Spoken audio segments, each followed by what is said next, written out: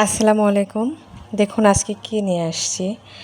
যদিও আমি বিজ্ঞান এবং গণিতের উপকরণগুলো বানাই, মানে আমি ওই ক্লাসগুলো নিতেই স্বাচ্ছন্দ্য বোধ করি, কিন্তু প্রাথমিক শিক্ষক হিসাবে সকল বিষয়ের আসলে ক্লাস নিতে হয়। তো দেখা যাচ্ছে শ্রেণীতে অনেক সময় প্রিপোজিশনের ব্যবহারগুলো নিয়ে শিক্ষার্থীরা দ্বিধাদ্বন্দ্বে ভোগে। তো সেই জায়গা থেকে আমি একটা দৃশ্যমান উপকরণের বানানোর চেষ্টা করেছি।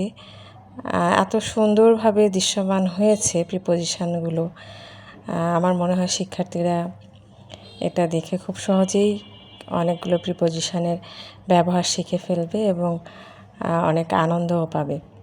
আমার যদি সত্যিই শিক্ষার্থীরা উপকৃত হয়, সেক্ষেত্রে এটা আমার সার্থকতা। তো সামনাসামনি আসলে উপকরণটা অনেক বেশি সুন্দর হয়েছে আর কি। তো সবাইকে ধন্যবাদ।